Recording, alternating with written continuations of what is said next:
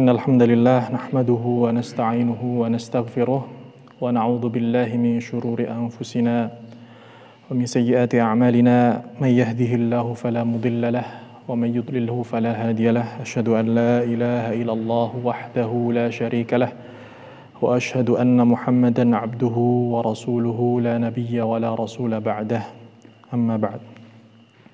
Allahumma shalli wa sallim wa barik wa an'im ala nabiyyina Muhammad sallallahu alaihi wasallam wa ala alihi wa sahbihi al-akhyar wa sallama tasliman katsira. Alhamdulillah, jamaah yang dirahmati Allah Subhanahu wa taala, ikhwah-ikhwah sekalian. Di kesempatan hari ini, malam Jumat ini, insyaallah kita akan mendengarkan kajian malam Jumat ya bersama dengan jamaah, bersama dengan santri-santri, mahasantri Minhajul Quran juga di ma'had yang tercinta ini. Semoga insya Allah kedepannya bisa rutin ya, satu sebulan sekali atau sebulan 2 kali. Jadi semoga bisa istiqomah, nanti entah caranya. Kemudian nanti harap disimak sebaik-baiknya, poin-poin penting yang perlu dicatat. Khair. Untuk mempersingkat waktu, silahkan ana aturkan ke Ustadz Hanif. Beliau adalah Ustadz Hanif Ali Syahbana, Ustadz kita semua, Ustadz ana juga pembimbing dan pengasuh Ma'had Ali Minhajul Quran Wonosobo. Insya Allah akan menyampaikan tausiah malam ini ya, waktu dan tempat kami persilahkan. Bismillahirrahmanirrahim. Assalamualaikum warahmatullahi wabarakatuh.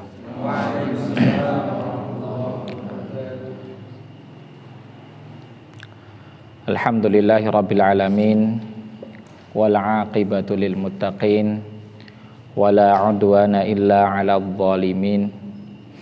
Asyhadu an la ilaha illallah wahdahu la syarikalah, wa asyhadu anna Muhammadan 'abduhu wa rasuluhu al-mab'utsil amin, wa ala alihi wa sahbihi wa man tabi'ahum bi ihsanin ila yaumiddin. Allahumma la sahla illa ma ja'altahu sahla wa anta taj'alul hazna idza syi'ta sahla. Allahumma inna nas'aluka ilman nafi'a wa rizqan thayyiba wa amalan mutaqabbala. Rabbi shrah li sadri wa yassir li amri wahlul 'uqdatam min lisani yafqahu qawli. Amma ba'd. Alhamdulillah, segala puji dan syukur kita panjatkan kepada Allah Subhanahu wa taala. Malam hari ini Allah Subhanahu wa taala memperkumpulkan kita dalam kondisi sehat walafiat. Yang saya hormati Ustadz Handika, Ustadz Hilmi, dan juga ikhwah sekalian.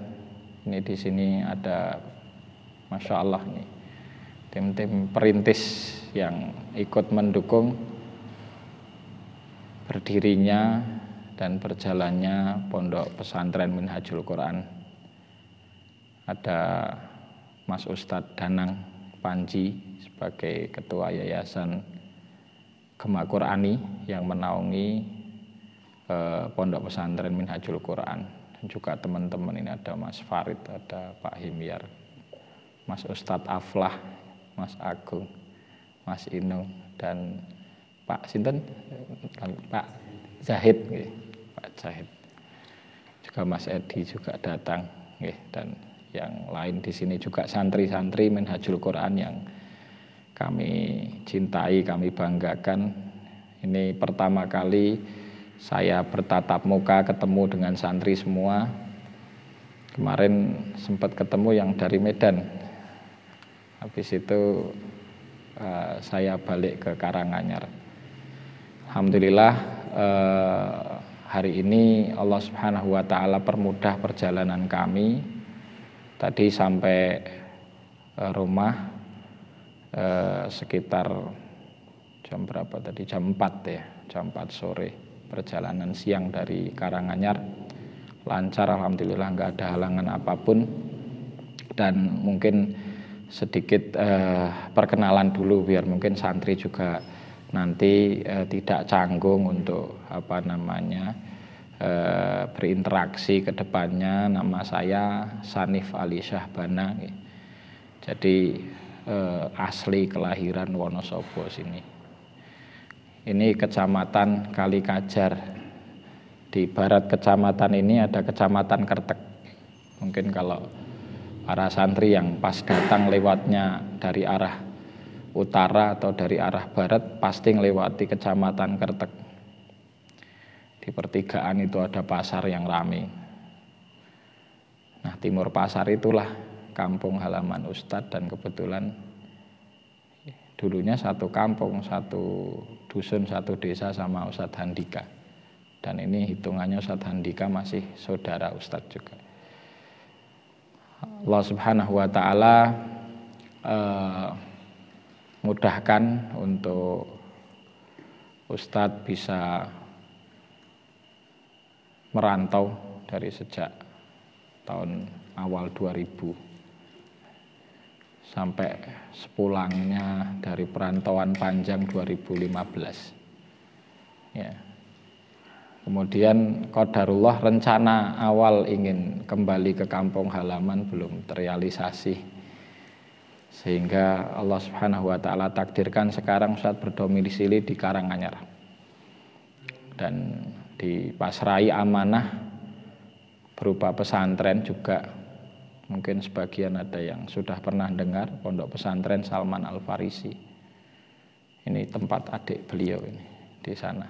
Kebetulan tinggalnya bareng sama Ustadz di Komplek 2. Jadi Pondok Minhajul Quran ini bagian dari apa yang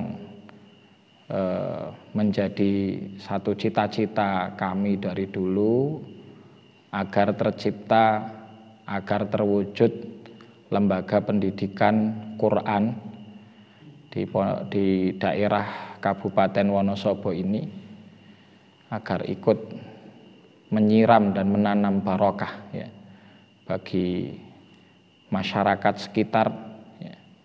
Dan kita sama-sama tahu dimanapun daerah itu, di situ ada Al-Quran, pasti akan mendatangkan barokah. Dan dimanapun daerah yang di situ diagungkan Al-Quran, maka Allah akan angkat derajat masyarakatnya. Rasulullah SAW bersabda, Innallaha yarfa'u bihadzal kitabi aqwaman wa yadha'u bihi akharin. Sesungguhnya Allah Subhanahu wa Ta'ala mengangkat dengan kitab ini, yaitu Al-Quran, aqwaman, satu kaum, dan merendahkan atau menghinakan yang lain juga dengan Al-Quran. Maka dari itu, pertama yang ingin saya ingatkan, ini bagi semuanya, baik ikhwah sekalian, baik para santri, termasuk kami pribadi sendiri, rasa syukur kepada Allah Subhanahu wa Ta'ala harus senantiasa kita berikan, kita ucapkan, kita senantiasa perbarui dari hari ke hari atas nikmat yang besar ketika Allah takdirkan kita berada di lingkungan Al-Quran. Khusus bagi santri, maka Allah Subhanahu wa Ta'ala sedang memilih antum semua ini ya untuk menjadi hamba Allah yang khusus. Dalam satu hadis disampaikan Rasulullah SAW bersabda, Ahlul Quran, ahlullahi wa khasatuh. Ya, para penghafal Quran, para pembelajar Quran adalah hamba-hamba Allah yang khusus. Dan bagi para ikhwah sekalian yang mendukung terwujudnya para penghafal Quran, para santri yang menghafal Quran atau ada di sekitar para penghafal Al-Quran, maka ketahuilah bahwa itu kemuliaan besar, bahwa segala upaya yang kita berikan untuk terwujudnya syiar Al-Quran, Allah tidak akan menyia-nyiakan pahala hambanya, sebagaimana perkataan Mu'adz bin Jabal radhiyallahu taala anhu, bahwasanya wa badlun nasi wa badluhu ay badlun nasi fil Qur'ani shadaqah. bahwa setiap upaya yang seseorang berikan untuk Al-Quran itu dinilai sebagai pahala sedekah. Jadi insya Allah tidak ada yang sia-sia, karena Al-Quran ini adalah tijaratan lan tabur, sebagaimana yang disifati di dalam Al-Quran, yaitu perniagaan, perdagangan yang tidak akan pernah merugi. Setiap hurufnya ketika dibaca mendapatkan 1 pahala dan dikali lipatkan 10. Ya. La aqulu alif lam mim harf. Saya tidak mengatakan alif lam mim itu 1 huruf, sabda Rasulullah. Walakin alifun harf, wa lamun harf, wa mimun harf. Alif 1 huruf, mim lam 1 huruf, mim 1 huruf. Wal hasanatu bi asyri amthaliha, dan 1 kebaikan itu dikali lipatkan 10. Jadi Masya Allah. Maka dengan hadirnya antum-antum semua ini, terkhusus para penghafal Quran, para pembelajar Al-Quran, kita berharap semoga daerah ini, terkhusus lagi adalah kabupaten atau secara umum, mohon maaf, Kabupaten Wonosobo ini akan tercerahkan dan bertambah barokahnya dengan Al-Quran. Sekalian yang dirahmati oleh Allah, jadi kita ini berada di satu kondisi, satu zaman, satu situasi yang tantangan kita ya begitu berat dan begitu besar, ya. Masyarakat di sekitar kita, masyarakat yang jauh dari Al-Quran, masyarakat yang meninggalkan Al-Quran, dan itu persis seperti yang digambarkan oleh Allah dalam firman-Nya surat Al-Furqan. Wa qala ar-rasulu ya rabbi inna qaumi ittakhadhu hadzal qur'ana mahjura. Dan berkatalah Rasul, wahai Rabbku, sesungguhnya umatku, kaumku menjadikan Al-Quran ini kitab yang diacuhkan, kitab yang ditinggalkan, mahjur, ditinggal. Nah, ini musibah yang besar ketika Al-Quran itu ditinggalkan. Ditinggalkan secara tilawah, jarang yang membaca Al-Quran. Ditinggalkan secara menghafal, ditinggalkan juga secara pengamalan, ditinggalkan juga secara tadabburnya, sehingga kehidupan masyarakat jauh daripada nilai-nilai Al-Quran. Berbeda dengan potret kehidupan Rasulullah SAW dan para sahabat dulu. Rasulullah SAW disifati sebagaimana perkataan ibunda Ummul Mukminin Aisyah radhiyallahu taala anha mensifati Rasulullah SAW, kana khuluquhul Quran, bahwa Rasulullah SAW itu akhlak, kepribadian, perilakunya semuanya Al-Quran. Kemudian sifat para sahabat-sahabatnya yang menemani Rasulullah SAW, membersamai Rasulullah SAW dalam segala aktivitasnya. Mereka adalah Al-Quran yang berjalan.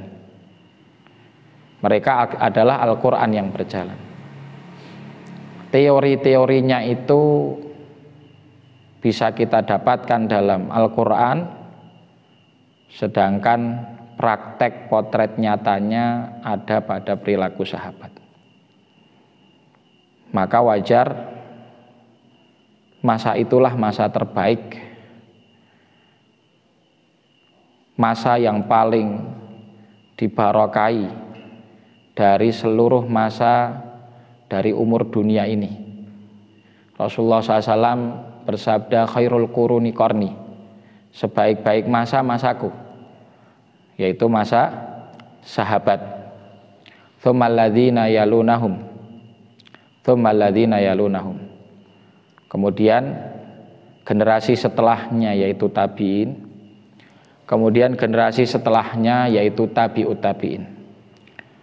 Dan kita sekarang berada di 14 abad sepeninggal Rasulullah SAW, atau 13 abad sepeninggal para sahabat ridwanullah alaihim ajmain. Tahun 1442 ini artinya ada 1432 tahun sepeninggal wafat Rasulullah SAW. Jadi sudah begitu lama. Dan begitu lama pula peradaban Islam itu sampai kepada masa kita. Ada pasang surut, ada masa-masa ketika peradaban ini jaya, ada masa-masa ketika peradaban itu jatuh. Ya. Dan Allah berfirman, wa tilkal ayyamu nudawiluha bainan nas. Dan demikianlah hari-hari itu akan Allah Subhanahu wa taala putarkan di antara manusia. Hari-harinya akan Allah Subhanahu wa taala putarkan. Dan para ulama mengatakan at-tarikh yu'idu nafsahu. Sejarah itu mengulang dirinya sendiri. Artinya sejarah itu akan berulang. Ketika ada sejarah kejayaan kaum muslimin, maka itu juga akan terulang. Sebagaimana sejarah kaum muslimin itu terjatuh, terpuruk, maka itu juga akan terulang. Ikhwah sekalian yang dirahmati oleh Allah, saya ingin berbicara pada kesempatan malam hari ini tentang keajaiban Al-Quran dan keajaiban pendidikan Al-Quran. Ini akan menjadi satu poin penting dari mukadimah yang tadi kami sampaikan, bahwa solusi umat itu adalah ketika Al-Quran kembali kepada mereka. Dan terpuruknya umat itu ketika Al-Quran ditinggalkan. Al-Quran itu pertama kali diturunkan oleh Allah Subhanahu wa ta'ala ketika Rasulullah SAW berusia 40 tahun, tepatnya di tanggal 17 Ramadan, sebagaimana pendapat yang masyhur dari para ulama. Ada khilaf, tetapi yang masyhur tanggal 17 Ramadan Al-Quran diturunkan, dan tentunya itu bertepatan dengan malam Lailatul Qadar. Firman Allah Subhanahu wa ta'ala, inna anzalnahu fi lailatin mubarakatin inna kunna mungdzirin. Jadi Al-Quran itu diturunkan bertepatan dengan malam Lailatul Qadar, Lailatul Mubarakah, yaitu Lailatul Qadar. Awal pertama kali Al-Quran turun, surat yang pertama kali turun adalah surat Al-Alaq, 5 ayat pertama, dan bunyi kalimat pertamanya Iqra. Waktu itu Rasulullah SAW ketika didatangi sosok yang asing, sosoknya asing, ya, saking asingnya dengan sosok ini Rasulullah SAW bergetar hebat, bukan karena takut, ya, tapi bergetar hebat ini karena dahsyatnya Al-Quran. Dan Allah mensifati Al-Quran ini sebagai qaulan tsaqilah, perkataan yang berat. Ya ayyuhal muzammil qumil laila illa qalila nisfahu aw inqus minhu qalila aw zid alaihi warattilil qur'ana tartila inna sanulqi alaika qaulan tsaqila. Jadi qaulan tsaqila itu adalah Al-Quran, dan demikianlah Al-Quran itu diterima oleh Rasulullah SAW pada awal pertama kali turun. Begitu dahsyat, begitu berat, sampai Rasulullah SAW menggigil. Iqra, perintah untuk membaca. Maka Rasulullah SAW menjawab, ma ana biqari'in, saya nggak bisa baca. Rasulullah itu ummi, la yaqra'u wa la yaktub, tidak membaca dan tidak menulis. Begitu juga mayoritas sahabat itu ummi. Huwallazi ba'atsa fil ummiyina rasulan minhum. Dialah Allah yang mengutus di antara kaum yang ummi, rasulan minhum, rasul di antara mereka. Rasul di antara mereka bisa diartikan rasul di antara mereka dari satu kaum, karena Rasulullah diutus dari Quraisy dan kepada orang Quraisy di awalnya. Kemudian rasulan minhum bisa berarti rasulan minhum ay minal ummiyin, sama-sama orang daripada ummi. Ya. Maka basic pengajaran Al-Qur'an itu adalah talqin. Ini perlu diketahui oleh para santri.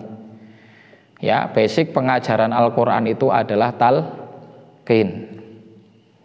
Karena Rasulullah SAW diajarkan Quran oleh Jibril dengan metode talqin.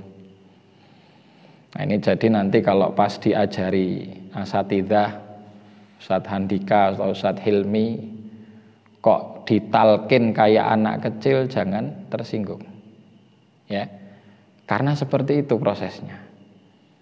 Nanti juga sama proses pengambilan sanad Al-Quran itu ya dengan talqin, ya,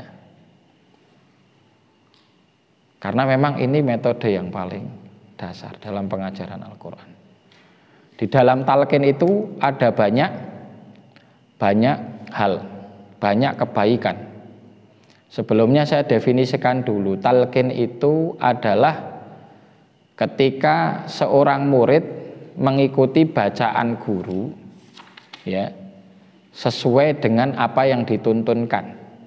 Jadi guru membaca, murid mendengar, kemudian setelah itu murid mengikuti. Dan syarat dalam talqin itu pertama adalah husnul insati wal istima'. Apa itu husnul insati wal istima'? Yaitu mendengar dan diam dengan adab yang baik.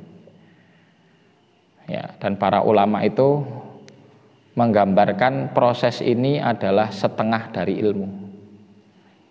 Karena dikatakan setengah ilmu itu husnul insati wal istima', kemudian setengah yang lain adalah husnul faham, memahami dengan cara yang baik.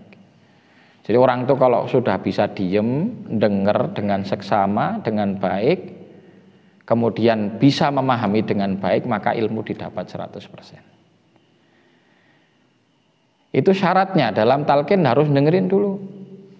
Nggak boleh keburu-buru. Nggak boleh keburu-buru. Ya, maka ketika Rasulullah SAW diajarkan Jibril beberapa ayat Al-Quran, ditalkinkan kepadanya, Rasulullah SAW keburu-buru menggerakkan mulut, ya, lisan Rasulullah SAW digerakkan. Seperti kalau kita mungkin baru mendengar bacaan talqin dari satu guru, kadang kita mengikuti, ya. Maka turunlah firman Allah Subhanahu wa taala dalam surat Al-Qiyamah. Ya. Allah berfirman, Masya Allah. Jazakumullah khair. Waduh, repot-repot. Allah Subhanahu wa taala berfirman apa? La tuharrik bihi lisanaka lita'jala bih. Jangan keburu-buru engkau gerakkan lisanmu, ya, karena tergesa-gesa. Janganlah engkau gerakkan lisanmu dengan tergesa-gesa, artinya dengerin dulu. La tuharrik bihi lisanaka lita'jala bih. Inna alaina jam'ahu wa qur'anah. Sesungguhnya kamilah yang akan mengumpulkan Al-Quran ini di dada kamu, ya, dan akan membacakannya kepada kamu, wahai Muhammad. La tuharrik bihi lisanaka lita'jala bih inna alaina jam'ahu wa qur'anah fa idza qara'nahu fattabi' qur'anah. Maka apabila sudah kami bacakan, selesai bacaannya, fattabi' qur'anah, maka kemudian ikutilah bacaan tadi. Inilah talqin. Inilah talqin. Nah, jadi nanti hal yang penting juga dipahami, terutama bagi calon-calon guru, Ya, calon-calon guru Quran. Guru Quran itu harus bisa nalkin. Guru Quran itu harus bisa nalkin. Terutama kalau yang diajar adalah anak kecil. Anak kecil umur 5 tahun belum bisa ngaji, belum bisa baca. Gimana kita ngajarinya? Ditalkin. Ya, semakin guru mulakinnya ini ideal dalam talkinnya, maka semakin anak ini akan hebat bacaannya. Ya, maka banyak potret dan contoh orang-orang yang Allah Subhanahu wa ta'ala uji dengan kebutaan, nggak bisa ngelihat, tapi hafid Quran. Bagaimana mereka menghafal? Dengan talqin. Kalau membaca kan nggak mungkin. Nah, sekarang mungkin ada apa? Quran Braille. Ya, tapi baru sekarang. Sejak dulu belum ada Quran Braille. Ya. Orang-orang yang buta masih bisa menghafal Quran. Dan perlu diketahui, ya, di antara sahabat ada yang buta, tapi tidak ada sahabat yang tuli. Semua sahabat Rasulullah SAW tidak ada yang tuli. Faedahnya apa? Hatta yasma'a kalam Allah, sampai mereka itu semuanya bisa mendengar firman Allah. Sahabat yang buta ada Abdullah ibnu Ummi Maktum. Ya, Abdullah ibnu Ummi Maktum buta. Ya, dan itu muadzinnya Rasulullah SAW. Dan dia juga di antara yang ya menghafalkan Al-Quran. Buta, tapi nggak ada sahabat yang tuli. Tujuannya agar firman Allah ini bisa ditransfer kepada generasi selanjutnya. Maka semua sahabat bisa membawa misi risalah Al-Quran, karena nggak ada yang tuli dari mereka. Nah, kembali kepada tadi pembahasan kita tentang talqin. Talqin ini memiliki banyak sekali pelajaran. Yang pertama, dengan talqin ada pengajaran adab. Di dalam talqin ada pengajaran adab. Kenapa demikian? Karena talqin itu adalah proses seorang murid menunggu ilmu dari gurunya. Ya, dan memang demikian harusnya. Ilmu itu transfer dari guru kepada murid.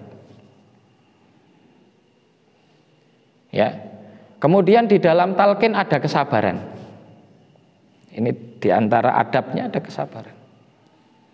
Karena talqin mengajarkan kesabaran. Bayangkan, kita mungkin bisa ketika kalian belajar, kadang ada yang saya udah hafal kok ayat ini, tapi kenapa masih harus dituntun? Kalau yang tidak sabar pasti akan meninggalkan majelis tersebut. Tapi dengan ditalqin ngajarkan sabar. Sabar, tunggu, dengerin dulu. Perhatikan apa yang diucapkan oleh gurunya. Setelah dia mendengar dengan seksama, baru kemudian diikuti. Ada proses kesabaran di situ. Ini belajar adab.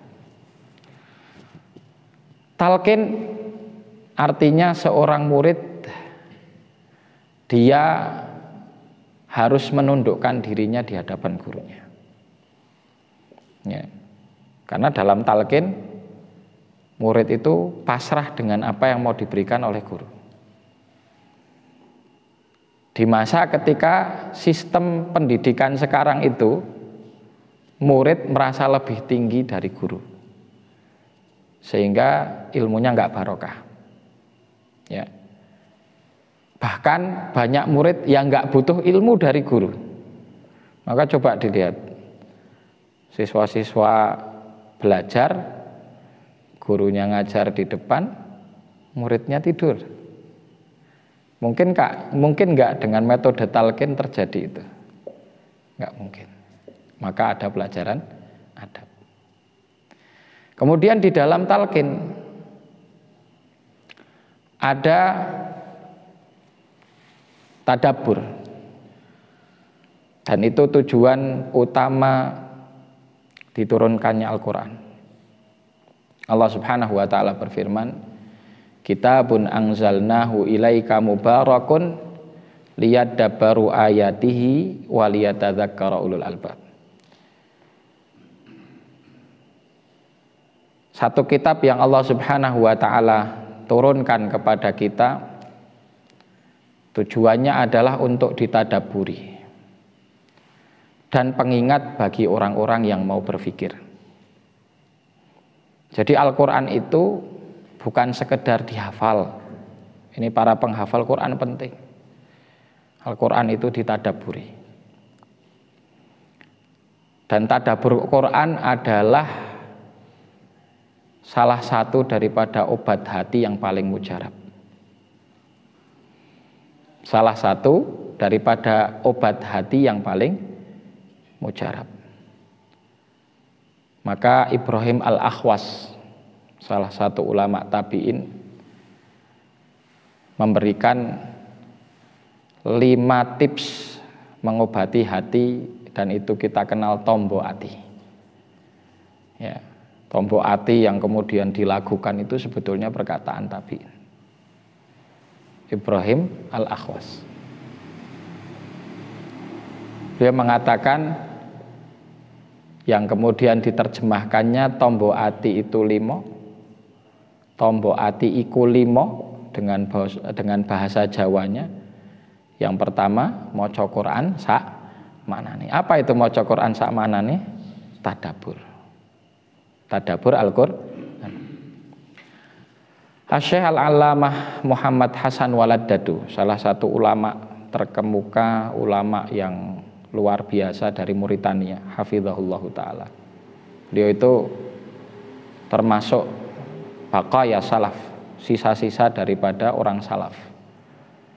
Karena beliau seorang alim yang ilmunya itu betul-betul dihafal, disimpan dalam dada beliau. Ya. Karena hampir semua disiplin ilmu itu dikuasai dengan hafalan, jadi nggak perlu ngajar bawa buku. Syekh Muhammad Hasan Waladdadu menyampaikan bahwa adna maratibit tadabbur, serendah-rendah level tadabbur itu adalah ta'zim kalamullah, mengagungkan firman Allah. Dan itu ada pada tadabbur, ada pada talqin. Jadi ketika seorang guru membacakan Al-Quran, muridnya nunggu dengerin, kemudian muridnya mengagungkan bahwa yang sedang didengar itu adalah firman Allah, maka di situ adalah pintu gerbang tadabbur yang paling awal. Ya.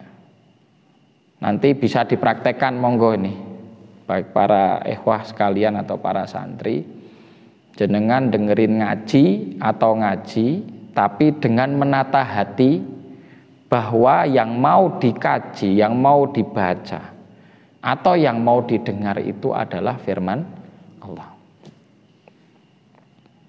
Kita bisa contohkan, ya.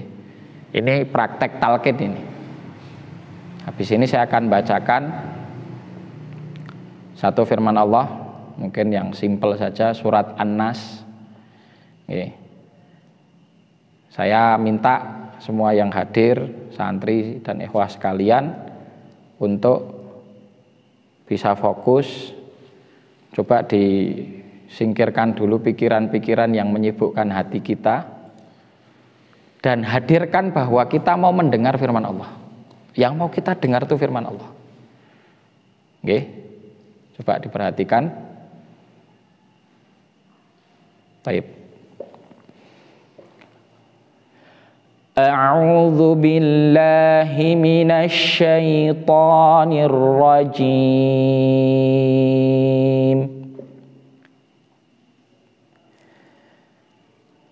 Bismillahirrahmanirrahim.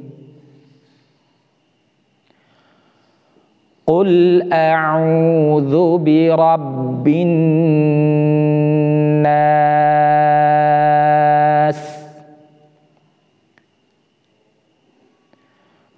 malikin nas, ilahin nas min syarril waswasil khannas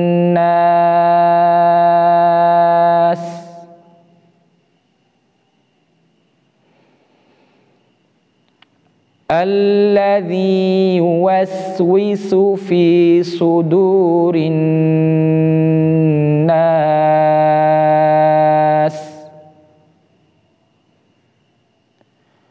minal jinnati wan nas. Shadaqallahul adzim.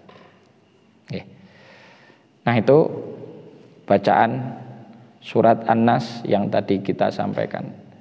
Coba sekilas tadi ada rasa sakinah enggak? Rasa sakinah itu tenang, damai, tentrem gitu, hatinya kayak adem. Ada yang sudah merasakan? Ada? Santri ada yang sudah merasakan? Atau belum? Sudah atau belum? Sudah? Beneran loh, jangan gara-gara wah ditanya Ustadz ini, karena yang baca Ustadz itu. Kalau enggak nanti tak suruh ganti yang baca santri, kita dengerin. Ya, sudah belum? Sudah ada yang rasakan? Sudah belum kamu? Belum. Kamu sudah belum? Bener? Sudah? Sudah belum? Sudah, bener loh? Dedek. Ya. Jadi ini bagian daripada tadabbur. Bedanya kalau tadi itu kita hanya dengar, kalau talqin nanti kalian ikut mengikuti. Ini baru dengar saja. Baru dengar saja, di situ sudah ada tadabbur.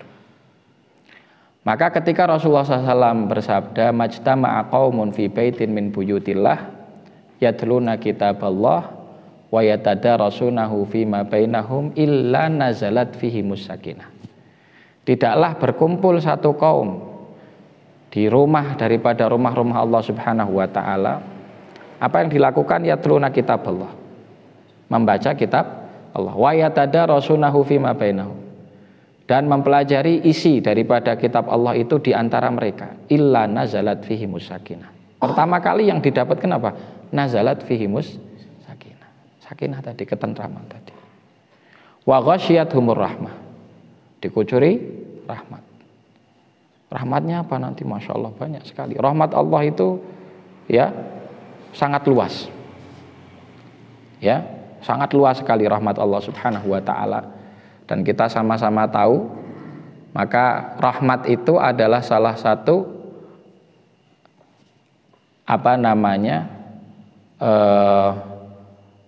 sifat daripada sifat-sifat Allah Subhanahu wa taala, sehingga Allah Subhanahu wa taala menamai dirinya sendiri Ar-Rahman Ar-Rahim.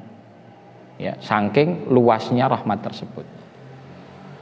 Rahmat itu nanti bisa berupa ilmu, rahmat itu bisa berupa kesehatan, rahmat itu bisa berupa keamanan, rahmat itu bisa berupa kita dijaga dari mara bahaya, rahmat itu bisa berupa kita ditutupi aib-aib kekurangan kita, rahmat itu bisa berupa hidayah, rahmat itu bisa berupa keharmonisan bagi yang sudah berkeluarga. Banyak, itu semua rahmat Allah Subhanahu wa taala. Ya.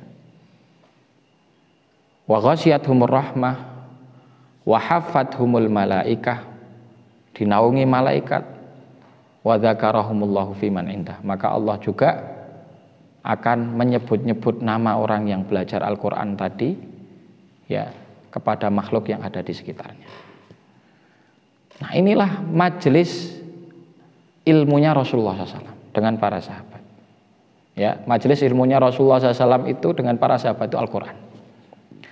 Sampai-sampai dulu ada beberapa sahabat yang mencoba untuk menulis hadis Rasulullah SAW.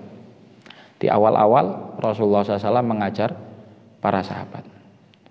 Maka ketika Rasulullah mengetahui itu, Rasulullah melarang mereka. Ya, Rasulullah melarang mereka untuk mencatat hadis. Ya. Kenapa? Yang pertama, khawatir nanti tercampur antara hadis dengan Al-Quran. Dan tentunya berbeda, Al-Quran itu kalam Allah, sedangkan hadis kalamnya Rasulullah. Letak perbedaan yang paling mendasar bahwa Al-Quran itu muta'abbad bitilawatihi, kita baca saja sudah dapat pahala, berbeda dengan hadis. Kalian baca hadis, mau beratus-ratus kali kalian baca, kalian tidak mendapatkan pahala secara khusus dari bacaan itu, tapi mendapatkan pahala dari mempelajarinya. Kalau Al-Quran tanpa harus kita niati belajar, sekedar baca saja, sudah kita jabarkan di awal satu huruf, satu kebaikan dikalikan 10. Itu perbedaannya. Dan tentunya berbeda antara firman Allah dengan sabda Rasulullah, meskipun kita yakini sabda Rasulullah dibimbing oleh wahyu. Wa ma yantiqu anil hawa in huwa illa wahyun yuha. Nah, majelis Rasulullah dengan para sahabat dulu itu isinya Al-Quran. Ya. Dan begitulah Rasulullah mendidik para sahabat dengan Al-Quran. Al-Quran turun kepada Rasulullah melalui perantara Jibril, dibacakan kepada para sahabat.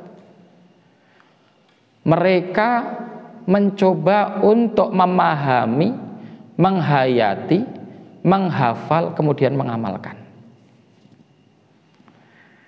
Maka disebutkan di dalam banyak riwayat bagaimana belajarnya para sahabat kepada Rasulullah. Mereka belajar 5 ayat, 5 ayat.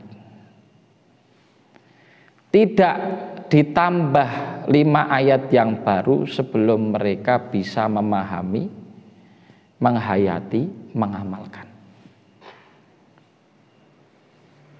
Belajarnya orang sekarang berbeda. Ya, belajarnya orang sekarang berbeda. Kita terburu-buru seringnya itu. Pengen cepat-cepat hafal, pengen cepat-cepat dapat predikat hafid. Jadi kita nggak menikmati proses itu. Ya, bayangkan seorang Umar bin Khattab radhiyallahu taala anhu, dia menghatamkan surat Al-Baqarah butuh bertahun-tahun untuk menghatamkan surat Al-Baqarah. Sampai di dalam riwayat saking senangnya beliau, rasa syukur atas pencapaian beliau bisa khatam surat Al-Baqarah, beliau nyembelih sapi. Ya, sebagai rasa syukur menghatamkan surat Al-Baqarah. Bertahun-tahun beliau menyelesaikannya. Pertanyaannya, standar kualitas surat Al-Baqarah yang diselesaikan sama Umar itu apakah sama dengan kita? Tentunya berbeda. Ya, tentunya beda. Kalau kita sekarang yang penting setoran, cepet-cepet, ayo cepet. Ada program menghafal Al-Quran 2 bulan, 30 juz. Yang lebih hebat lagi menghafal Al-Quran 1 bulan. Nah, kalau para santri tujuannya cuma dapat predikat hafid, Ustadz sarankan ikut program yang gitu-gitu. Itu cepat, langsung antum dapat predikat Al-Hafid. Nanti di wisuda dikasih sertifikat hafid. Ya, mau nggak kira-kira ditawarin? Pilih mana itu? Ngafal Quran 2 bulan cepat dapat predikat hafid, dikasih sertifikat, atau menikmati proses mempelajari Al-Quran. Kalau kita pengen kembali kepada bagaimana Rasulullah mengajarkan Quran kepada para sahabat, bagaimana para sahabat menghafal Al-Quran, maka nikmatilah prosesnya. Dari 100.000 sahabat kurang lebih, sebagaimana ditulis oleh banyak ulama hadis dan juga ulama sirah tentang jumlah sahabat. Jumlah sahabat itu total sekitar 100 ribuan sekian. Ustaz tidak hafal jumlah pastinya, nanti kalau mungkin bisa ditakkit lagi sama Ustadz Handika atau Ustadz Hilmi. 100 ribuan dan sahabat yang paling terakhir meninggal Abdullah Tufail. Ya. Yang paling terakhir meninggal. Dari sekian ratus sahabat itu jumlah penghafal Al-Quran tidak banyak. Maka di perang Yamamah, penghafal Al-Quran yang artinya hatam 30 juz, dan dulu kalau disebut qari itu artinya hafid. Hafidul Quran itu dulu disebut qari. Kalau sekarang qari itu yang pinter membaca Quran, suaranya bagus. Dulu enggak. Qari itu artinya hafid. Dan qari itu artinya hafidun faqihun. Artinya hafid dan faqih. Hafal dan faham isi kandungan Al-Quran. Itu jumlahnya enggak banyak. Jumlahnya tidak banyak. Maka ketika perang Yamamah pada masa Abu Bakar As-Siddiq radhiyallahu taala anhu, waktu itu gugur di medan Yamamah 70-an para penghafal Quran dari sahabat Rasulullah SAW. Maka gara-gara peristiwa ini peristiwa yang besar sekali, Abu Bakar As-Siddiq sampai berpikir keras, ini kalau dibiarkan seperti ini maka Al-Quran bisa hilang. Maka beliau berijtihad untuk memulai penulisan Al-Quran, mengumpulkan penulisan Al-Quran. Penulisan Al-Quran sudah ada pada masa Rasulullah SAW dan ditulis di beberapa media yang berbeda-beda, kadang di batu, kadang di pelepah kurma, ada yang kadang di kulit binatang yang sudah disamak dan terpencar-pencar.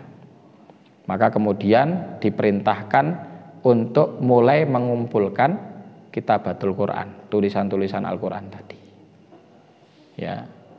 Dan waktu itu ditunjuklah rumah Hafsah radhiyallahu taala anha, Ummul Mukminin, untuk menjadi tempat pengumpulan tulisan Al-Quran.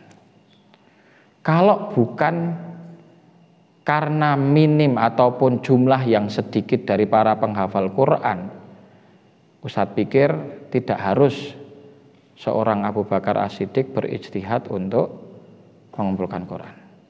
Padahal jumlah sahabat waktu itu seratusan ribu. 70 dibanding 100 ribu, perbandingannya sedikit atau banyak? Sedikit. Tapi kenapa kok khawatir? Karena jumlahnya nggak banyak. Ya, menandakan bahwa sebetulnya banyak dari sahabat itu juga orang-orang awam. Yang maksud orang awam itu adalah bukan khusus penghafal Quran, tapi mereka ya adalah orang-orang yang mengamalkan Quran. Bedanya dengan sekarang seperti itu. Ya, mungkin sekarang penghafal Al-Qur'annya jumlahnya lebih banyak dibanding pada masa zaman sahabat. Tapi yang mengamalkannya lebih sedikit. Ya, barokahnya berbeda. Di antara sahabat hanya ada yang hafal 1-2 surat. Bahkan Khalid bin Walid itu dikatakan cuma hafal beberapa surat saja dari Al-Qur'an. Karena beliau disibukkan untuk apa? Berjihad. Ya, hari-harinya itu untuk berjihad di jalan Allah. Jadi tidak sempat ngapal Quran. Para penghafal Quran itu ya sahabat-sahabat yang khusus yang memang tinggalnya di masjid. Ahlus Sufah, Abu Musa Al-Asy'ari. Ya, para penghafal hadis Ahlus Sufah, Abu Hurairah radhiyallahu taala. Ya. Sedangkan yang lain para sahabat itu mereka memiliki peran yang begitu besar. Ada yang diplomat, ada yang jadi saudagar. Tapi semuanya punya visi Quran. Maka itulah yang menjadikan peradaban waktu itu maju. Karena Al-Quran itu masuk ke setiap sendi kehidupan umat. Ya, ikhwah sekalian yang dirahmati oleh Allah, kembali kepada tadi talqin tadi. Dalam talqin ada tadabbur. Kemudian dalam talqin itu ada ta'lim makharijul huruf. Ada ta'lim makharijul huruf. Ya. Dan disitulah ketersambungan sanad Al-Quran itu terus akan bersambung ya, dari apa yang kita dapat sampai kepada Rasulullah SAW. Ya. Maka sekarang ada istilah sanad Al-Quran. Sanad Al-Quran itu apa? Kesesuaian bacaan yang dibaca sebagaimana bacaan Al-Quran ini ketika turun. Maka sanadnya nyambung bukan hanya sampai Rasulullah, tapi sampai Allah Azza wa Jalla. Ya, sampai Allah Azza wa Jalla. Karena pertama Al-Quran turun, Allah Subhanahu wa Ta'ala memfirmankan itu kepada Jibril. Kemudian Jibril membawanya kepada Rasulullah. Rasulullah mengajarkannya kepada sahabat. Sahabat mengajarkan kepada tabi'in. Tabi'in mengajarkan kepada tabi'in. Terus dari generasi ke generasi. Kalau bukan karena sanad, maka bacaannya mungkin sekarang sudah nggak karu-karuan. Yang ain bisa jadi nga, bisa jadi a, bisa jadi apa, a mungkin. Ya, fa bisa jadi pa. Ada orang Sunda di sini? Ada nggak orang Sunda? Biasanya kalau ngomong fa, pa. Ya. Kata siapa orang Sunda nggak bisa bilang f, itu fitnah katanya. Ya, itu karena memang logatnya seperti itu. Za bisa jadi za. Ya. Iza waqa'atil ada yang bacanya gitu. Biasanya orang-orang mana daerah Jakarta, Bekasi dan seterusnya. Ya, tapi karena adanya sanad ini, bacaan itu masih terjaga. Ya. Dan sanad itu terjaga dengan talqin. Karena dengan talqin ada makharijul huruf, nanti dicek lidahnya tepat atau tidak, posisi bibirnya itu pas atau tidak. Ya, bukanya sudah benar atau belum. Nah, kalau nanti belajar talqin, belajar tahsin, ini nanti para santri jangan gengsi. Memang harus suruh buka, suruh mecucu gitu. Kalau dzumah itu kan suruh maju, mulutnya suruh monyong. Ya, ketika kasroh harus meringis. Itu nanti belajar Quran harus seperti itu. Dan itu ada di talqin. Ya. Kemudian dalam talqin ini ada tahfidz. Nah, dalam talqin itu ada tahfidz. Maka adik-adik kecil yang umurnya baru 5 tahun, coba setiap hari dibacakan surat Al-Bayyinah. Diulang terus. Sekarang Al-Bayyinah. Setiap habis maghrib sampai isya Al-Bayyinah. Besoknya di Al-Bayyinah ayat pertama. Diulang lagi. Ya, ditalkinkan. Lam yakunil ladzina kafaru min ahlil kitabi wal musyrikina munfakkina hatta ta'tiyahumul bayyinah. Diulang lagi terus. Hafal nggak kira-kira lama-lama? Hafal. Saya masih ingat dulu. Menghafal surat Al-A'la tanpa pernah ngerasa hafal. Gara-garanya sering dibaca ketika sholat Jumat. Setiap sholat Jumat imamnya baca Al-A'la. Sholat Jumat lagi baca Al-A'la. Nanti gitu juga. Surat Sajadah sama Al-Insan itu bisa dihafal tanpa kita ngafal. Asalkan nanti imam di sini setiap Jumat subuh bacanya Sajadah sama Al-Insan. Ya. Ada lagi surat yang nanti bisa paling mungkin dari Al-Quran. Ya. Meskipun jumlahnya panjang, ada sekitar setengah juz, yaitu surat Al-Kahfi. Karena sering dibaca diulang-ulang setiap Jumat. Pengalaman saya dulu di Yaman, orang-orang awamnya itu hampir mayoritas hafal surat Al-Kahfi. Karena sudah jadi seperti jadi adat bahwa setiap malam Jumat sampai menjelang sholat Jumat itu orang itu membaca surat Al-Kahfi. Ya, sampai pernah dulu zaman saya menyetorkan surat Al-Kahfi, waktu itu ada sedikit kesalahan, kadang lupa-lupa tertukar antara satu ayat dengan yang lain. Terutama kalau sudah masuk di akhir-akhir itu, ya. Itu kan banyak kisahnya Musa dan Khidir itu banyak. Laqad ji'ta syai'an nukra atau syai'an imra, yang ini dulu atau yang itu, sering tertukar. Maka kata musyrif, dia mengatakan, kamu pengen mutkin surat Al-Kahfi, ulang terus kamu baca setiap Jumat. Kalau kamu rutin baca Al-Kahfi setiap Jumat, kamu mutkin sendiri. Ya. Kemungkinan itu kuncinya apa? Tikror. Kalau pengen hafalan Qur'annya itu kuat, diulang. Semakin sering ulang, semakin kuat hafalan. Maka sekali lagi nikmatilah proses. Di Mauritania sana ada seniornya Asatid ini, namanya Ustadz Khairudai, itu pernah ke Mauritania. Itu beliau cerita, orang Mauritania itu kalau ngafal itu ngulangnya sampai 400 kali. Ya. Caranya gimana? Ngadap ke barat 100 kali. Ngadap ke timur 100 kali. Ngadap ke selatan 100 kali, ngadap ke utara 100 kali. Ada yang belum matep, tambahi lagi sambil ngadep ke atas. Jadinya 500 kali. Ya. Idza takarrara takarrara. Itu ada istilah kaidahnya seperti itu. Apabila diulang-ulang maka akan semakin kuat, akan semakin mancep. Nah, itu ada dalam talqin. Dan biasanya belajar talqin itu enggak cuman dibacakan sekali, biasanya berulang-ulang. Nah, ini nanti bisa dipraktekkan metodologi talqin ini. Ikhwah sekalian yang dirahmati oleh Allah, Al-Qur'an itu kalau digali semuanya isinya keajaiban.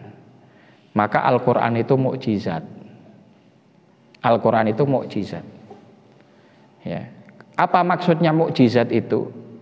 Mukjiz itu artinya adalah membuat siapapun lemah untuk mendatangkan semisal dengannya.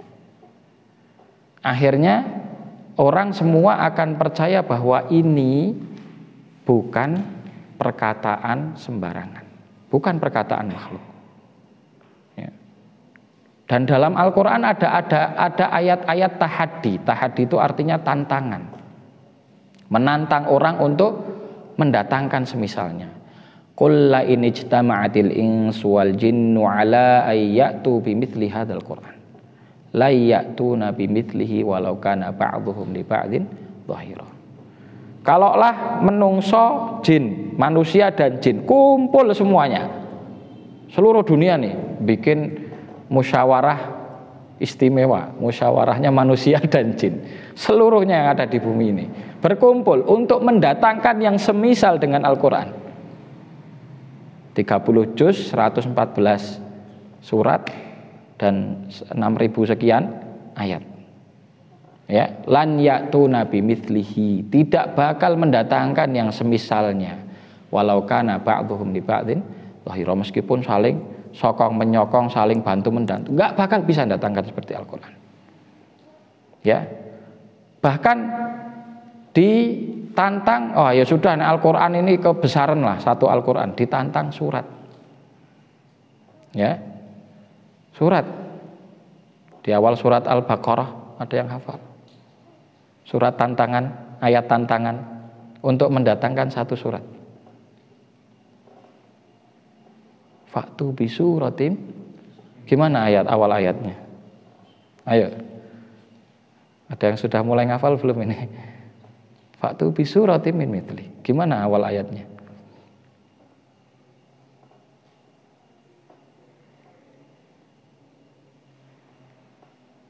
Ayo, para penghafal Al-Quran, lembar keberapa itu, halaman keberapa? 1, 2, 3. Baris keberapa? Bawah. Ayo.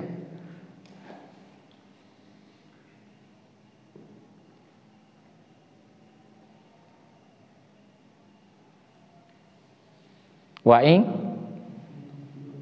in kuntum fi raibim mimma nazalna ala abdina fa'tu bi suratin mimislihi. Ini tantangannya direndahkan sama Allah. Nah, kalau cuman kalau satu Al-Qur'an ini mungkin keberatan lah itu. Ayo sudah ya, satu ayat, satu surat saja lah. Fa'tu bi suratin mimislihi. Wa in kuntum fi raibin, kalau kalian dalam kondisi ragu, mimma nazalna ala abdina, akan apa yang kami turunkan kepada hamba kami yaitu Muhammad, yaitu Al-Qur'an ini. Kalau ragu dengan Al-Qur'an, ya sudah, fa'tu bi suratin mimisli, buatan surat yang seperti Al-Qur'an. Maka ada yang pernah melayani tantangan ini. Musailamah al-Kadzab bikin surat Al-Fil. Ada surat Al-Fil ya? Nah, dia juga bikin surat Al-Fil. Tapi ngaco isinya. Al-Fil jismuhu kabir katanya. Ya. Al-Fil gajah jismuhu kabir, badannya besar. Apa coba isinya itu? Bandingkan dengan Al-Filnya Al-Qur'an. Alam tara kaifa fa'ala rabbuka bi ashabil fil. Coba. Indah sekali kan didengar. Tantangan satu ayat. Tantangan satu ayat. Al-Quran tidak bisa, satu surat tidak bisa, satu ayat. Ya. Ustadz Handika mungkin Ustadz Hilmi bisa bantu. Ustadz lupa ayatnya. Tantangan satu ayat ada dalam Al-Quran. Surat Isra apa enggak salah.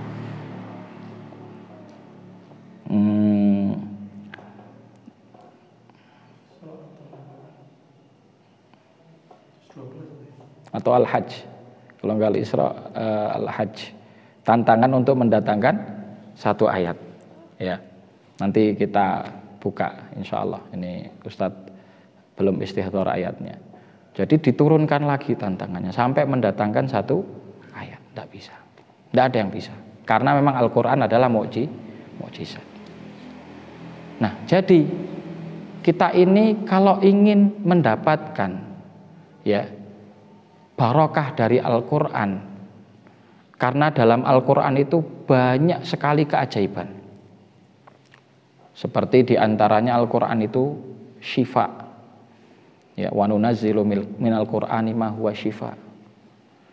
Kemudian Al-Quran itu juga disifati sebagai furqan. Ya, tabarakalladzi nazzalal furqana ala 'abdihi liyakuna lil alamina nadhira. Pembeda. Ya. Kemudian Al-Quran itu juga disifati sebagai mubarakan, berbarokah, mendatangkan, senantiasa mendatangkan barokah. Dan begitu banyak ya keajaiban-keajaiban yang ada di dalam Al-Quran. Syaratnya kita pelajari Al-Quran dengan cara yang benar. Ya, Al-Quran itu harusnya bisa melembutkan hati. Jangankan hati kita, gunung saja luluh lantak. Ya. Luluh lantak. Allah Subhanahu wa taala berfirman di akhir surat Al-Hasyr. Ya. Dari awal ya ayyuhalladzina amanu taqullaha wal tanzur nafsum ma qaddamat lighad wattaqullaha innallaha khabirum bima ta'malun wa la takunu kalladzina nasullaha fa ansahum anfusahum ulaika humul fasiqun la yastawi ashabun nari wa ashabul jannati humul faizun. Lau anzalna hadzal Qur'an ala jabalin la ra'aitahu khashi'an mutasaddian min khasyatillah. Tapi anehnya hati manusia dengerin Al-Quran biasa saja. Itu berarti tanda kalau hati itu bermasalah. Ya, karena Allah mensifati sifat orang-orang beriman. Ya, innamal mu'minuna alladzina idza dzukirallahu wajilat qulubuhum wa idza tuliyat 'alaihim ayatuhu zadatuhum imana wa 'ala rabbihim. Itu sifatnya seperti itu. Harusnya ketika dibacakan ayat Allah Subhanahu wa taala itu bertambah keimanannya, bergetar. Kalau kita dibacakan ayat Allah biasa saja rasanya, berarti di situ ada masalah. Ya, hati kita sedang dalam kondisi tidak sehat. Kalau nggak sehat berarti apa? Sakit. Apa yang menjadikan sakit? Maksiat. Maksiat itu seperti kerak, seperti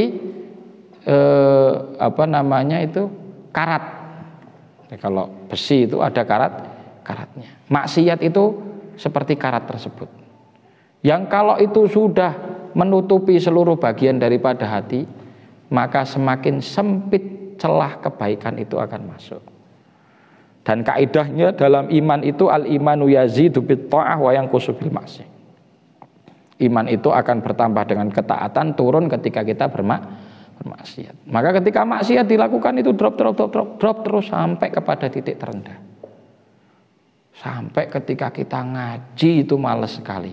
Sampai ketika kita mendengar ayat Allah itu nggak ada rasanya. Bahkan ada orang justru malahan emosi ketika mendengar ayat Allah, itu sudah dikuasai sama setan. Ya. Nah, ciri-ciri Al-Qur'an ya sebagai satu cahaya yang Allah Subhanahu wa taala berikan kepada makhluknya, Al-Qur'an tidak bisa bersama orang yang bermaksiat. Al-Qur'an tidak bisa bersama orang yang bermaksiat. Imam Syafi'i rahimahullahu taala pernah curhat kepada gurunya. Syakautu ila waqi'a su'a hifdzi wa arsyadani bi antarkil ma'asi wa akhbarani bi annal ilma nurun wa nurullahi la yuhdalil 'asi. Saya curhat kepada guruku yang bernama Waqi' tentang susahnya hafalanku. Wa arsyadani, kemudian aku ditunjukkan untuk bi antarkil ma'asi, meninggalkan maksiat. Wa akhbarani, mengabarkan kepadaku guruku Waqi' bi annal ilma nurun, ilmu itu cahaya. Wa nurullah la yuhdalil 'asi. Ya, dan juga dan cahaya Allah tidak akan diberikan kepada orang yang bermaksiat. Jadi hati-hati, terutama ini para santri, satu maksiat bisa menghapus hafalan yang sudah kalian bangun. Capek-capek ngapal 1 juz, ngapal 2 juz, dengan satu maksiat bubar semua. Ya, pernah ada seorang hafizul Quran, kalau nggak salah ini di zaman tabi'in, pemuda hafizul Quran. Ya, dia suatu saat ikut ekspansi pasukan kaum muslimin futuhat ke negeri Syam. Ketika itu dia bersama pasukannya, dia tergoda kepada seorang wanita, dan wanita itu wanita Nasrani. Karena sudah saking tergodanya, sudah gelap mata, didatangi wanita tersebut, diajak untuk menikah. Tapi wanita itu mengajukan syarat, saya mau menikah dengan syarat kamu masuk Kristen, Nasrani. Karena sudah gelap mata, akhirnya diikutilah masuk Kristen. Ini hafizul Quran. Tidak lama setelah dia itu murtad, dia bertemu dengan teman-temannya pasukan kaum muslimin yang waktu itu sudah selesai, sudah berhasil membebaskan Syam. Ini maksudnya bukan Syam secara umum, tapi beberapa wilayah dari Syam, karena Syam pada masa futuhatnya sudah berada pada masa sahabat Umar bin Khattab yang dipimpin oleh Abu Ubaidah Ibnul Jarrah, tapi beberapa bagiannya. Kemudian pasukannya yang itu notabene-nya teman-temannya dulu prihatin dengan kondisinya itu. Akhirnya ditanya, wahai pemuda, di manakah Al-Qur'anmu sekarang? Ini dulunya hafid. Hilang semua kecuali 2 ayat. Awal surat Al-Hijr. Rubama yawaddul ladzina kafaru law kanu muslimin. Dzarhum ya'kulu wa yatamatta'u wa yulhihimul amal fasawfa ya'lamun. 2 ayat tok itu. Ya. 2 ayat tok itu saja. Alif lam ra Al-Hijr ya, Alif Lam Ra ya. Tilka ayatul kitabil mubin. Rubama yawaddul ladzina kafaru law kanu muslimin. 2 ayat yang awal pun sudah hilang. Ya, cuman hafalnya cuman rubama yawaddul ladzina kafaru law kanu muslimin. Dan ayat ini jadi azab bagi dia. Apa artinya? Rubama yawaddul ladzina kafaru law kanu muslimin. Ya. Rubama yawaddul ladzina kafaru bisa-bisa atau seandainya atau di mana Allah Subhanahu wa taala gambarkan apa artinya rubama itu bisa diartikan dalam konteks ini bukan seumpama, tapi diartikan rubbama yawadul ladzina kafaru muslimin, hampir ataupun bisa dikatakan sungguh hampir orang-orang kafir itu berharap-harap agar dia muslim. Sungguh hampir orang-orang kafir itu berharap kalau dia itu muslim. Itu kondisi mereka nanti di akhirat, karena setelah mendapat tahu bagaimana siksa Allah Subhanahu wa taala, bagaimana negeri akhirat yang nyata, mereka berandai-andai untuk jadi muslim di dunia. Rubbama yawadul ladzina kafaru law kanu muslimin. Apa kata Allah? Darhum yakulu, biarin mereka makan seenaknya. Wa yatamatta'u, bersenang-senang. Wa yulhihimul amal, dan mereka itu dilalaikan dengan angan-angan mereka. Maka kalau kita itu cuman sibuk cari makan, sibuk bersenang-senang, sibuk berangan-angan, apa bedanya kita dengan orang kafir? Orang kafir itu kerjaannya itu sibuk makan, sibuk bersenang-senang, sibuk berangan-angan. Kalau orang muslim tidak. Ya. Maka ini hati-hati, para santri juga jangan sampai tulul amal. Jangan sampai terlalu panjang angan-angan, terutama kalau itu urusan dunia. Kadang kita itu sudah pikir-pikir masalah dunia. Ya, ada sesuatu yang baru, kita melihat takjub, langsung itu angan-angannya lari ke sana. Saya kalau jadi hafidz Quran, saya bisa seperti ini, bisa seperti ini. Ya, saya jadi orang terhormat. Mungkin saya akan menang lomba, dapat hadiah besar, bisa buat beli mobil. Itu angan-angan itu akan selalu seperti itu. Panjang betul, ya. Dan angan-angan itu yang akan membebani umat manusia. Sekarang itu banyak orang masyarakat awam itu, ya, berat bukan dengan hidup.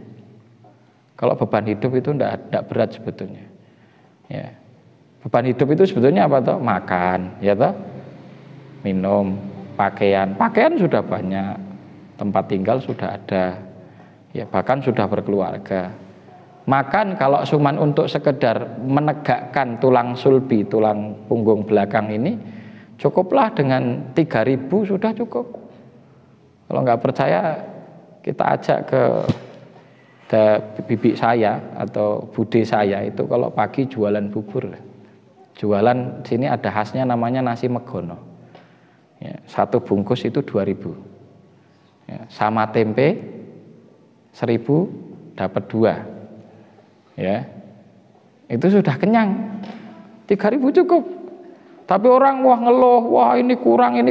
Yang bikin kurang itu bukan beban hidup, tapi beban angan-angannya. Karena angan-angannya panjang itu. Angan-angannya punya rumah gedung, punya mobil berderet-deret, punya motor yang baru. Angan-angan itu yang akhirnya membebani hidup orang. Nah, sekali lagi kembali kepada Al-Quran. Al-Quran ini akan jadi mukjizat, akan menjadi keajaiban bagi kita ketika kita mempelajari Al-Quran dengan cara yang benar. Ya, kita yakin bahwa Allah Subhanahu wa ta'ala sedang mendidik umat ini menuju kepada kejayaannya.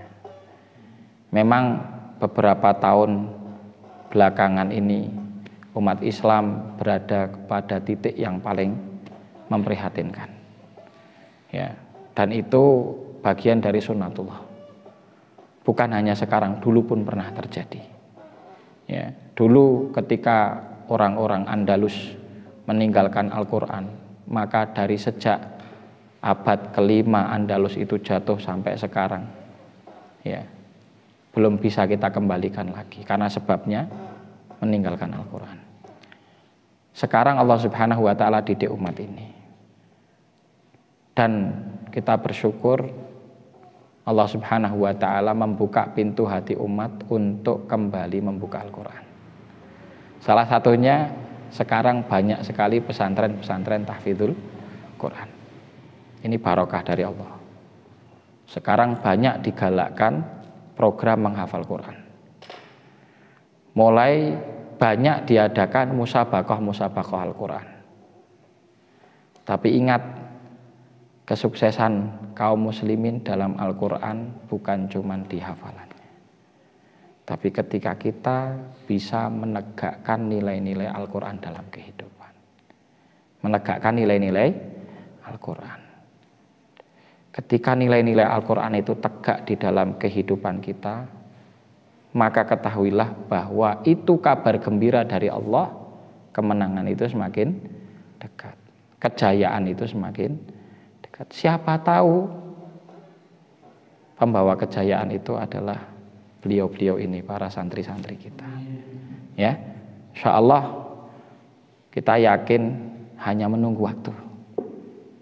Bisa jadi 10 tahun, bisa jadi 20 tahun. Tidak ada yang pernah tahu, tapi kita yakin janji Allah itu pasti benar. Jadi saya juga memotivasi kepada diri saya dan ikhwah yang ada di sini, jangan capek-capek mendukung Ahlul Quran. Jangan capek-capek mendukung Ahlul Quran. Tadi saya sempat menyebutkan ya perkataannya Mu'ad. Ini saya bacakan redaksinya yang lengkap ya. Ini motivasi bagi kita untuk mendukung Ahlul Quran. Ini perkataan Mu'ad bin Jabal disitir oleh Imam Ibnu Qudamah Al-Maqdisi dalam kitabnya Mukhtasar Minhajul Qasidin di dalam Kitabul Ilmi, bab Fadlul Ilmi wa Ahlihi, kitab ilmu, bab keutamaan ilmu dan juga pemiliknya.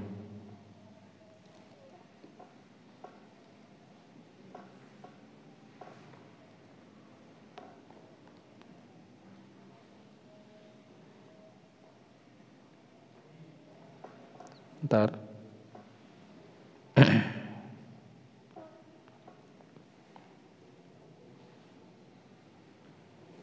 Ini perkataan ini insya Allah jadi penutup majelis kita pada kesempatan malam hari ini. Wa qala Mu'adz bin Jabal radhiyallahu taala anhu, berkata Mu'adz bin Jabal radhiyallahu taala anhu, ta'allamul ilma, ya, belajarlah ilmu, dan sebaik-baik ilmu adalah ilmu Quran. Fa inna ta'allamahu lillahi khasyatun, karena mempelajari ilmu karena Allah itu adalah bentuk rasa takut kita. Ya. Jadi ini penting, terutama bagi para santri, belajar ilmu, belajar Quran itu harus lillah, harus ikhlas niatnya. Ya. Ilmu yang dipelajari dengan ikhlas akan mendatangkan khasyah, rasa takut, dan rasa takut itu hakikatnya ilmu itu sendiri. Kata Imam Ahmad, innamal ilmu khasyah, sesungguhnya ilmu itu adalah rasa takut, berdasar dari firman Allah, innama yakhsyallaha min ibadihil ulama, sesungguhnya hanya para ulama yang takut sama Allah. Kalau ada orang berilmu, gelarnya alim, gelarnya kiai, gelarnya profesor dan tapi nggak takut sama Allah, hakikatnya bukan ulama. Ya. Jadi fa inna ta'allamahu lillahi khasyah wa talabahu ibadah. Menuntut ilmu itu ibadah. Jadi setiap usaha kita mencari ilmu, termasuk ehwah-ehwah sekalian yang datang dari rumah ke sini jauh-jauh, nilainya ibadah. Ya, fa inna ta'allamahu fa inna ta'allamahu lillahi khasyah wa talabahu ibadah. Menuntut ilmunya, upaya untuk menuntut ilmu itu dinilai ibadah. Wa mudarasatahu tasbihun. Mempelajari, mengulang-ulang ilmu itu tasbih. Jadi kadang para santri baca buku, yang dibaca bukan Quran, baca buku bahasa Arab. Besok mau ujian baca. Setiap kata-kata yang dibaca itu ada nilai tasbih di situ. Wal bahthu anhu jihad. Ya. Mencari ilmu terutama adalah ilmu-ilmu yang mulai jarang dikuasai padahal itu dibutuhkan oleh umat. Nah, ini ilmu yang disebut sebagai ilmu fardu kifayah. Ilmu fardu kifayah itu wajib dipelajari minimal oleh satu orang dari umat. Kalau sampai nggak ada yang belajarnya, maka dosa semua. Ilmu fardu kifayah. Ya. Maka menuntut ilmu yang seperti ini adalah jihad. Ya. Dasarnya juga firman Allah dalam surat At-Taubah, wa makanal mu'minuna liyanfiru kafah falaula nafara min kulli firqatin minhum ta'ifatun liyatafaqahu fiddin. Maka dari dasar ayat ini para ulama mengatakan ya bahwa menuntut ilmu itu adalah bagian dari jihad. Wa ta'limahu liman la ya'lamuhu shadaqatun. Mengajarkan ilmu kepada yang tidak tahu ini sedekah. Subhanallah, ya. Artinya kita mengajarkan Quran kepada yang tidak tahu Al-Quran itu sedekah. Bahkan mungkin nilai sedekahnya lebih besar daripada sedekah harta. Sedekah harta habis ketika harta itu dimakan. Tapi sedekah ilmu tidak akan pernah habis, bahkan bertambah. Apalagi kalau ilmu itu diamalkan. Maka ilmun yuntafa'u bihi adalah pahala jariyah yang tidak putus. Wa badlahu li ahlihi qurbatun. Nah, ini yang tadi kita katakan. Wa badlahu li ahlihi qurbatun. Upaya membantu penuntut ilmu dalam belajar, membantu ahlil Quran dalam menghafal Quran, dalam mempelajari Al-Quran, itu adalah qurbatun, bentuk takarub kepada Allah. Qurbatun itu artinya ibadah. Ya. Wahwal anisu fil wahdah wassahibu fil khulwah. Karena ilmu itu adalah teman ketika kita sendiri. Wassahibu fil khulwah, ya, artinya hampir sama, yaitu teman yang senantiasa membersamai kita ketika kita sudah dalam kondisi sendiri. Apalagi nanti ketika sendiri di dalam apa? Alam kubur. Tidak ada yang menemani kita kecuali amal dan ilmu yang kita dapatkan. Maka ikhwah sekalian yang dirahmati oleh Allah, kita upayakan ma'had kita ini, pesantren kita ini sebagai satu bagian dari amal soleh kita, yang siapa tahu ini adalah kunci bagi kita untuk bisa mengetuk surga Allah Subhanahu wa ta'ala. Kita nggak tahu dari sekian banyak amal soleh kita mana yang paling baik. Bisa jadi kita bisa menggapai surga Allah dari jalan ini. Para santrinya dengan jalan belajar, asatidahnya dari jalan mengajar, ehwa-ehwa sekalian dari jalan menyupport, mendukung berlangsungnya pembelajaran di sini. Ini adalah amal jariyah yang insya Allah pahalanya tidak terputus. Dan pendidikan ini adalah awal mula kita membangun peradaban. Peradaban Islam banyak rusak dan tercecer di mana-mana. Kita kembali membangunnya dari pendidikan.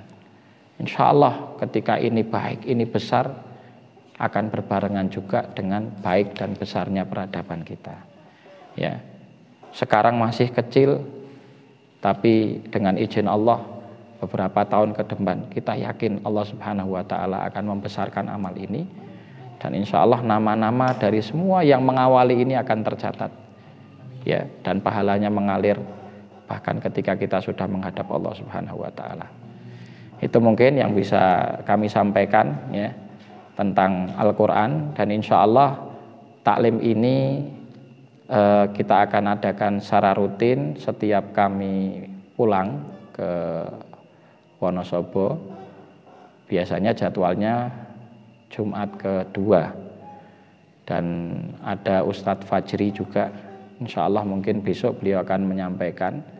Nah, ini nanti masalah jadwalnya apakah malam Jumat rutin atau nanti kita ganti, kita lihat situasi dan kondisinya. Tapi yang jelas setiap 1 bulan sekali saya akan ngisi taklim dan juga Ustadz Fajri akan ngisi taklim. Jadi ada 2. Nanti masalah waktunya kita akan tata lebih baik lagi, karena bisa jadi sesekali kami pulang bersama, sesekali sendiri-sendiri. Nah, kalau sendiri-sendiri berarti kan bisa mungkin di malam Jumat semua. Tapi kalau pulangnya bareng kan nggak mungkin ngisinya bareng-bareng gitu. Baiknya bergantian. Terus yang kedua, insya Allah juga bahwa program yang ingin kita jalankan ke depan, terutama terkhusus ini bagi para santri ya, nanti ada program apa namanya khuruj dakwi. Khuruj dakwi itu artinya praktek dakwah. Tapi ini nanti melihat situasi kondisi karena sekarang di luar juga masih belum kondusif dengan adanya COVID ya. Nah, nanti kalau sudah kondusif akan ada khuruj dakwi. Nah, nanti ini kita akan cobakan untuk ngisi taklim, untuk ngajar TPA, dan harus siap ya. Nggak apa-apa, harus membersamai. Kalian ini calon-calon murabbi dan mu'alim ya, calon-calon murabbi dan mu'alim. Itu nanti program jangka panjang kita akan tata sedemikian rupa. Nah, maka nanti insya Allah program ini juga kita minta supportnya dari ikhwah sekalian ini. Ya, kira-kira lahan-lahan mana yang bisa untuk di apa namanya ini bisa untuk dijadikan tujuan daripada khuruj dakwi para santri kita insya Allah. Ya demikian, sebelum kita tutup mungkin ada yang mau ditanyakan para santri, mungkin ada yang mau nanya, monggo.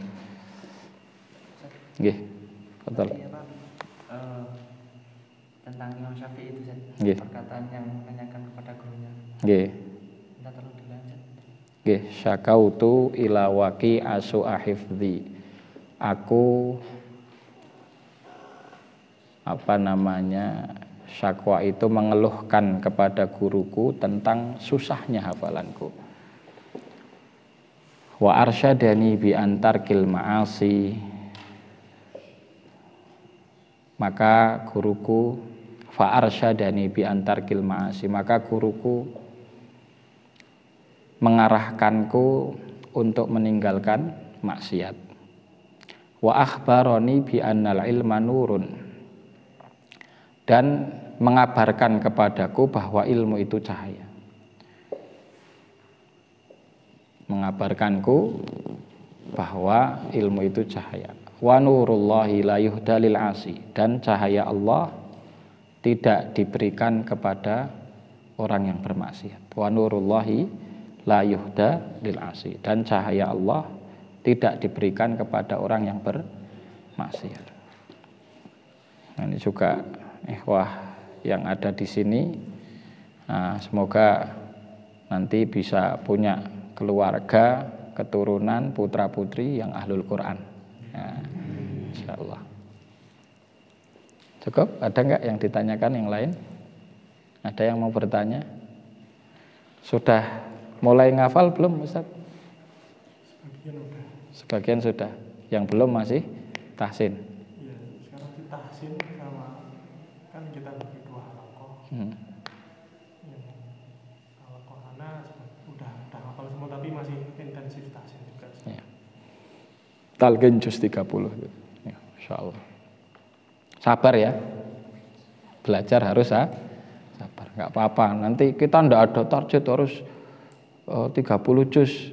Kita tidak memaksakan, meskipun akan sangat lebih baik apabila lulus bisa selesai. Tapi yang penting prosesnya. Yang penting proses. Nah, kalau cuman dapat sertifikat hafal 30 juz, cukup daurah 2 bulan insya Allah selesai. Nggih. Ada yang mau bertanya mungkin dari ikhwah mungkin? Ada yang mau ditanyakan tentang Al-Quran ini?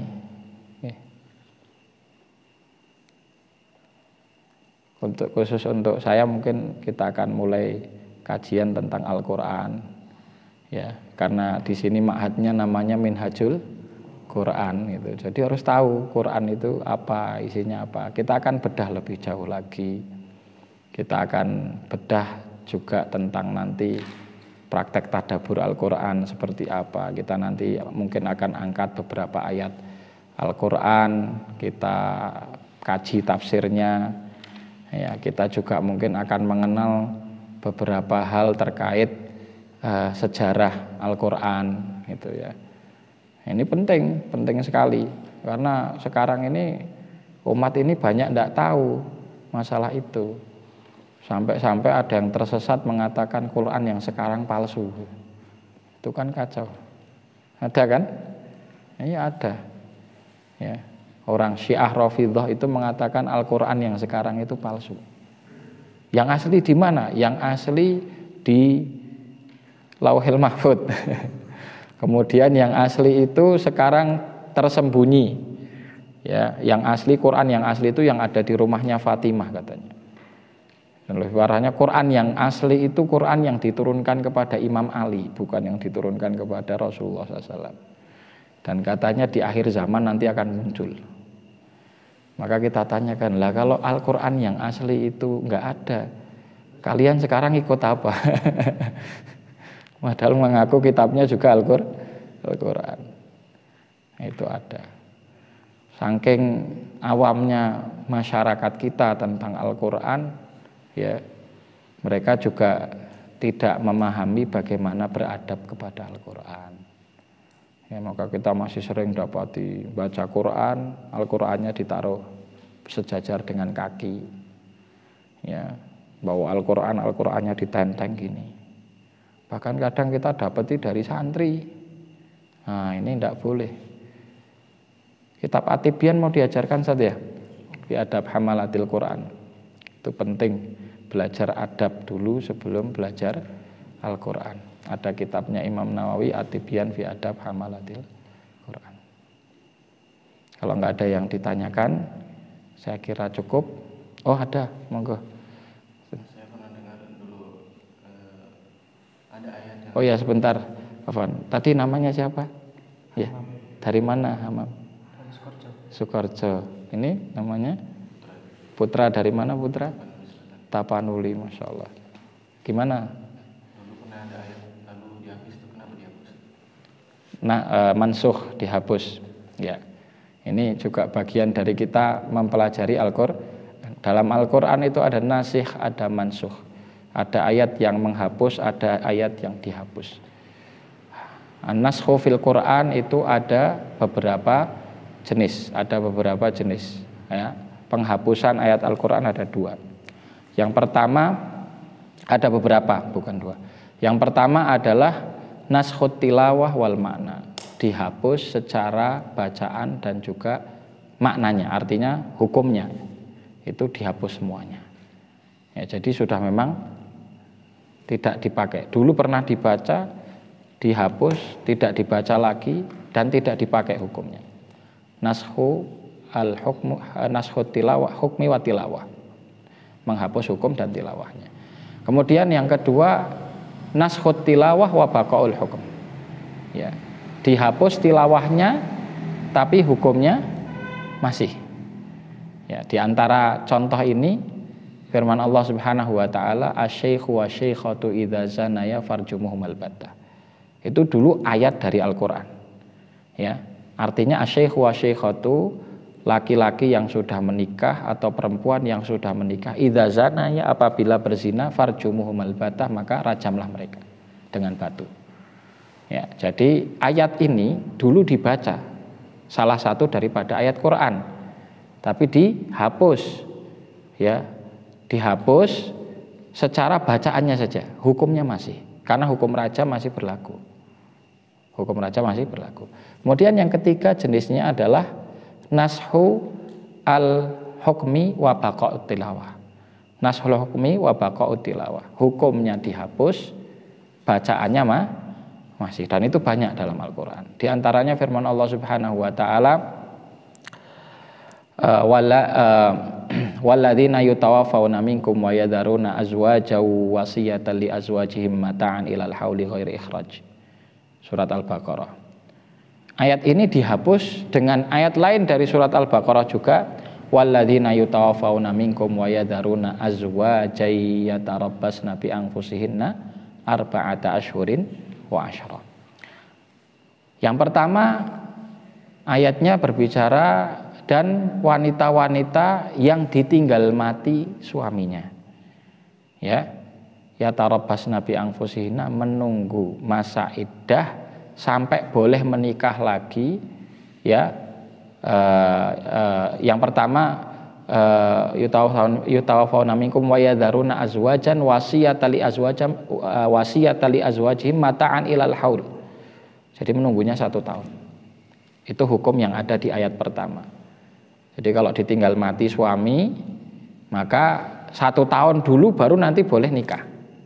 Kalau sebelum 1 tahun tidak boleh nikah. Ayat ini dihapus secara hukumnya dengan ayat yang kedua, menunggunya 4 bulan 10 hari. Ya, hukumnya dihapus tapi ayatnya masih. Contoh lain, dan ini banyak dalam Al-Quran, masalah naskhul hukmi wa baqa'ut tilawah. Di antaranya firman Allah Subhanahu wa ta'ala di akhir surat Al-Baqarah, amana rasulu bima unzila ilaihi min rabbihi wal mu'minun kullun amana billahi wa malaikati wa kutubihi wa rusulih la nufarriqu baina ahadin min rusulih wa qalu sami'na wa ata'na ghufranaka rabbana wa ilaikal masir la yukallifullahu nafsan illa wus'aha laha ma kasabat wa 'alaiha ma iktasabat. Ayat ini menghapus firman Allah Subhanahu wa ta'ala sebelumnya, lillahi ma fis samawati wa ma fil ardh wa in tubdu ma fi anfusikum aw tukhfuhu yuhasibukum bihillah. Jadi sebelumnya itu semuanya dihisab. Ya, wa in tubdu ma fi anfusikum aw tukhfuhu yuhasibukum bihillah. Kita baru niat saja sudah ada hisabnya. Sudah ada hisabnya. Niat buruk sudah dihitung dosa. Itu sebelumnya ini, wa in tubdu ma fi anfusikum aw tukhfuhu yuhasibkum billah fayaghfiru liman yasha wa yu'adzibu man yasha. Maka Allah akan mengampuni yang Allah kehendaki dan akan mengadab siapa yang Allah kehendaki. Tapi kemudian la yukallifullahu nafsan illa wus'aha. Dan juga dihapus kadang dengan hadis. Mansuh dengan hadis. Maka ada naskhul Quran bil Quran. Al-Quran dihapus dengan Al-Quran. Ada naskhul Quran bis sunnah. Al-Quran dihapus dengan sunnah. Di antara yang menghapus makna kandungan dari ayat ini adalah sabda Rasulullah sallallahu alaihi wasallam, idza hammal abdu bi hasanatin walam ya'malha kutiba lahu hasanah. Wa idza hamal abdu bi sayyi'atin falam ya'malha kutiba lahu hasanah. Wa idza hamal abdu bi sayyi'atin fa'amilaha kutiba lahu sayyi'ah. Jadi kalau orang baru terbetik itu baru punya niat, tapi niat yang sifatnya itu belum sampai mau direalisasikan untuk melakukan satu keburukan, kemudian tidak jadi diamalkan, bahkan malah dikasih pahala. Dikasih pahala 1 pahala. Kalau dulu baru terbetik saja sudah dosa. Wa in tubdu ma fi anfusikum aw tukhfuhu yuhasibkum billah. Nasih mansuh di dalam Al-Quran banyak sekali contohnya, terutama yang jenis ketiga tadi, nashul hukmi wa baqa'u atilah. Apa hikmahnya? Allah Subhanahu wa ta'ala berfirman, ma nansakh min ayatin aw nunsiha na'ti bi khairin minha aw bimithliha. Ya. Tidaklah kami hapus, ma nansakh min ayatin. Kami hapus 1 ayat dari Al-Qur'an. Aw nunsiha, ya nunsiha itu dilupakan, artinya bacaannya masih tapi hukumnya sudah tidak dipakai. Jenis yang ketiga tadi. Na'ti bi khairin minha, kecuali akan kami datangkan dengan yang lebih baik. Au mithliha, atau yang semisal. Jadi tidak ada perubahan, dan itu hikmah. Kadang nasih itu menjadikan adanya keringanan bagi umatnya Muhammad. Contohnya tadi, seorang perempuan nunggunya suruh 1 tahun. Berat enggak? Berat. Bahkan sebelumnya itu 1 tahun ini kan enggak boleh berhias, enggak boleh ngapa-ngapain, enggak boleh keluar rumah. Ini masa iddahnya orang ditinggal mati berbeda dengan masa iddahnya orang dicerai. Karena ada hukmul ihdad. Jadi hukum berkabung. Berkabungnya suruh 1 tahun, tidak boleh keluar rumah. Berat. Diringankan jadi 4 bulan 10 hari. Firman Allah Subhanahu wa taala yang di surat Al-Anfal, al-ana khaffafallahu ankum wa alima anna fikum dha'fa. Iyyakum minkum 'ishruna sabiruna yaghlibu mi'atain. Iyyakum minkum mi'atun sabiratu yaghlibu mi'atain. Wa iyyakum minkum alfun yaghlibu alfaini biidznillah. Ini nasihnya yang menghapusnya. Al-ana khaffafallahu ankum, sekarang kami ringankan kepada kalian. Wa alima anna fikum dha'fa, dan Allah tahu karena di dalam diri kalian itu terdapat kelemahan. Jadi dulu sebelum dihapus, kalau di medan perang 1 orang ketemu 10 tidak boleh mundur. Kalau mundur dosa. Jadi kamu sendiri hadapan sama musuh orang kafir 10, itu tidak boleh mundur. Sebelumnya kan perbandingannya ishruna sabirun yaghlibu mi'atain. 20 ngalahkan 200. Berarti kalau perbandingannya masih 1-10 nggak boleh mundur, nggak boleh lari. Kalau lari dosa, ya. Tapi karena Allah tahu diri kita lemah, diringankan. Jadi 1 banding 2, 100 banding 200, 1000 banding 2000. Kalau sudah ada lebih dari itu, boleh lari. Nah, ketemu musuh kok perbandingannya 3 kali lipat, boleh lari. Dan itu enggak dosa, enggak termasuk firar aniz zahaf ataupun lari dari medan perang, karena sudah perbandingannya enggak seimbang. Jadi nasih ini tujuannya untuk apa? Meringankan. Itu hikmahnya. Na'ti bi khairin minha au mithliha. Jadi kadang lebih baik, kadang sejajar. Kadang hukumnya setara. Ya.